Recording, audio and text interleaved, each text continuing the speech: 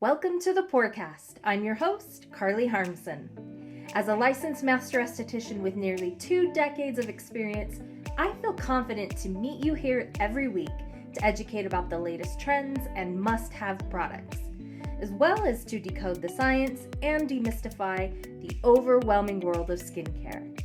Whether you're a wide-eyed, curious beginner or you're a veteran skincare pro, this is the podcast for you.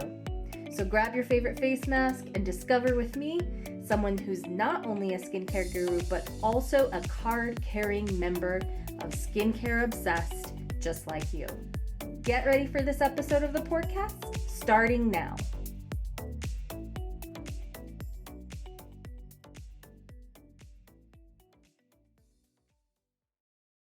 Exfoliation, this could include like over exfoliating with scrubs. I think of the era I was coming up in, which was the St. Ives apricot facial scrub, which was pretty abrasive, pretty aggressive. But we're seeing more chemical exfoliant treatments being popular. So I'm looking at you, the Schmordinary AHA BHA peeling solution. You've seen it. It's the red peel that people are using as an overnight treatment or as a toner. It's problematic. DIY skincare like home dermaplaning. The dermaplane that I do in a treatment room or that I receive from one of my friends who's a certified licensed esthetician is much different than the dermaplane you can buy and do at home. And so for the most people who do not have access to the proper tools, the home dermaplaning is actually pretty abrasive, pretty aggressive on the skin because of the dull blade. It kind of sounds counterintuitive, but that's the truth. It really tears up the skin, leaving that to the pros whenever possible. Or even worse, home microneedling or dermal rolling that can rip little micro lesions into the skin. Or in the case of a legit pen, again,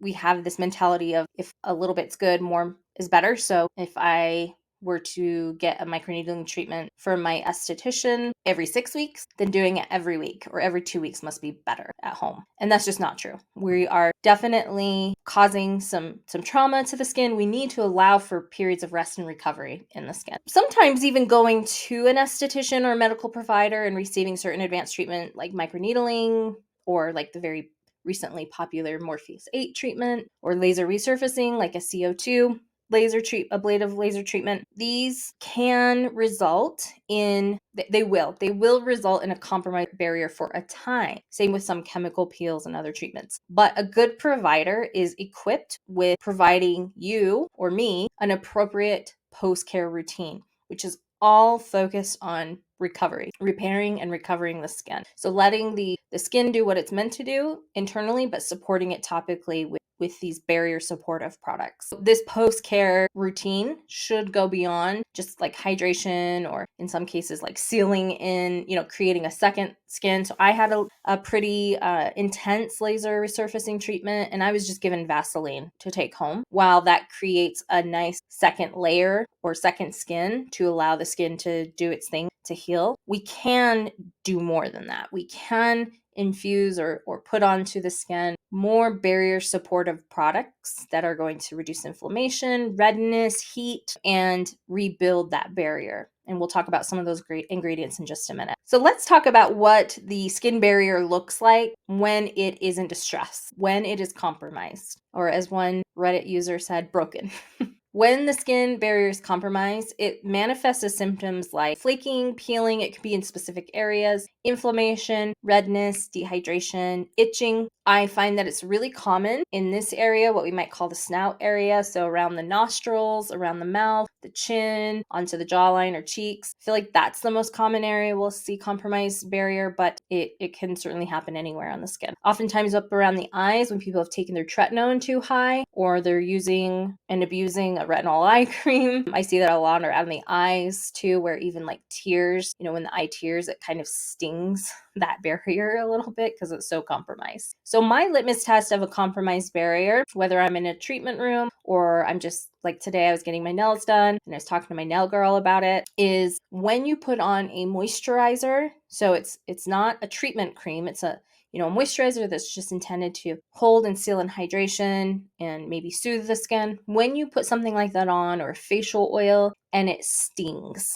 or maybe even stingles, it's like not a full on sting, but there's a little something, or maybe you want to kind of itch, you feel a little activity.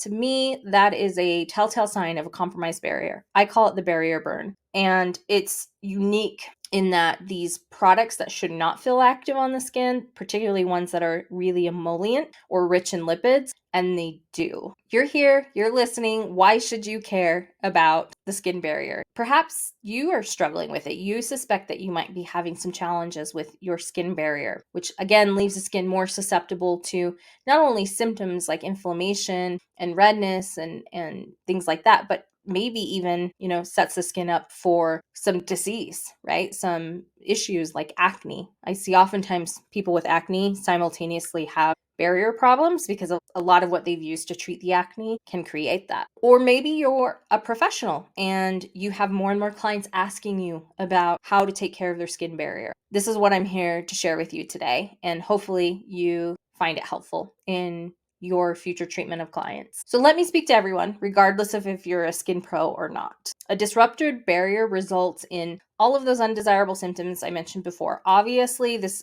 is alone enough of a reason to ensure the skin is healthy and intact. But what I didn't really focus on in that list too much, I mentioned it a few times, is inflammation. Inflammation is the root symptom of pretty much every undesirable skin condition out there. But beyond that, inflammation, especially ongoing or chronic inflammation, we sometimes call that inflammaging, is going to accelerate the rate at which your skin ages. So this is one of the main culprits in premature aging, is this chronic inflammation that could be a result of just a messed up barrier for years and years. So with the obsession for you focusing on the health of the skin first rather than like the symptoms or appearance of the skin should be an important strategy to your skincare routine, whether again you are using skincare at home or for those of you that are providing professional treatment. This is so important. So, and you're here, so I know you care. Now, if I can just speak directly to the skin professional or esthetician that may be listening, a compromised barrier should be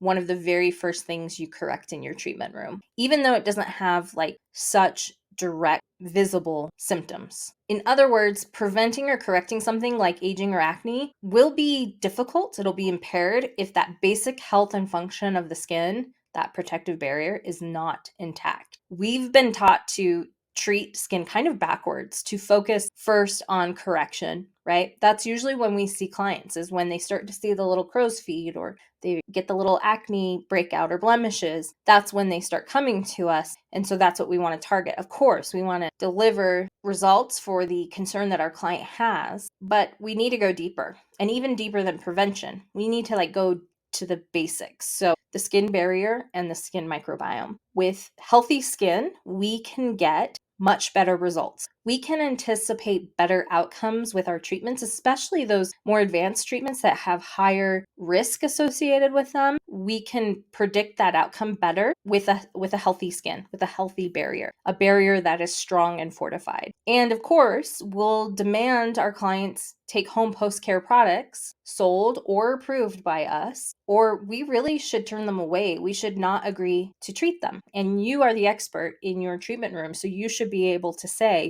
if you will not comply with this prep, treatment, post-care, I'm sorry, but I will not be able to treat you. I think we need to take back the reins in our treatment room a little bit more instead of providing treatments. I saw this a lot with Morpheus 8. It became so trendy and popular that everybody suddenly wanted it. And so they would pop into a local med spa. And as a provider, you've never seen them before. You've never treated their skin. You don't know what they're using at home. Sure, you might have them fill out a consent form, which may include a history of treatment or home care, but you haven't performed a baseline treatment on them yet to fully get to know their skin and understand how it's going to respond. And so with Morpheus 8, we saw a lot of really kind of messed up results. And I think that was a result of estheticians not taking, or medical providers not taking control of their treatment room. We want to deliver results for the clients, but we want to do it safely and effectively. So focusing or having barrier repair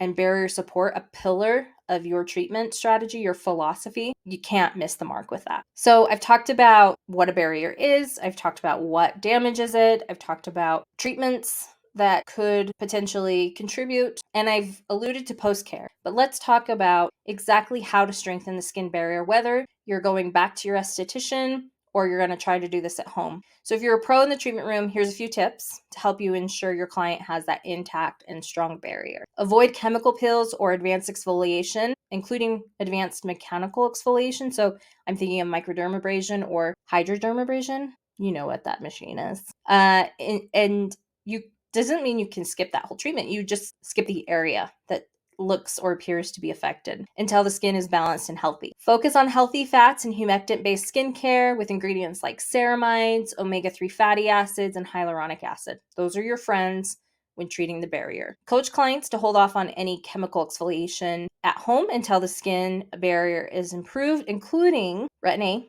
tretinoin, retinol, and then recommend protective finishing products that almost act like a second skin. So finishing facial oils, some cases silicone-based post-treatment products. Ensure that the skincare is pH balanced to the skin, and in treatment, focus on facials that infuse hydration and moisture both into the skin. The skin barrier is also known as the hydrolipidic barrier or hydrolipidic film. So you know that it tells us exactly what it needs. It needs moisture, so fats, hydration, water. For my skincare fans, I don't want to forget about you, and I won't, I promise. If you suspect you have a compromised barrier, my first recommendation is to go see a skin professional. Even if you can't afford a full treatment, you can ask for a skin consultation. I know estheticians that will do consultations even remotely, so you can get a sense of exactly what you need. And then avoid any aggressive skin treatments, especially DIY forms like DIY dermaplaning, DIY derma rolling, or DIY microneedling, please. I've also seen the home care microdermabrasion device. It's kind of a cylinder shape. So I would recommend that you skip that as well. If unable to get a professional recommendation on home care, just look for products that are hydrating and moisturizing and feature ingredients like hyaluronic acid, ceramides, niacinamide is really great for barrier support, and ingredients like glutathione or beta-glucan. If you live in a dry climate, put a small humidifier in your room at night when you sleep, and just avoid excessively hot water on your face, like when you wash your face or in the shower. SPF is crucial for a compromised barrier, but you may find you only tolerate a mineral only sunscreen, so one with zinc oxide or titanium dioxide or a combination. Masking regularly at home with a deep moisture mask, something that doesn't have necessarily enzymes or acids, but it's just for pure hydration and moisture in the skin. It may include an ingredient like shea butter in it. That would be a great treatment for home. Remember, something like that may sting a little bit. That's that barrier burn. But as the skin strengthens and is no longer leaky, that will go away. Some skin barrier products that I've tried over the years and liked, so Besthetician approved, and these are not sponsored, is SkinCeuticals Epidermal Repair, Osmosis Rescue. Those are two more professional medical grade brands. If you wanted to go to the drugstore, Target, and pick something up, the Aven Cyclophate collection of products. There's also the La Roche-Posay, another French thermal spring water brand. La Roche-Posay, their Toleraine collection, that would be appropriate. I do like the Elta MD Barrier Renewal Complex. And then full transparency, I am affiliated with this brand.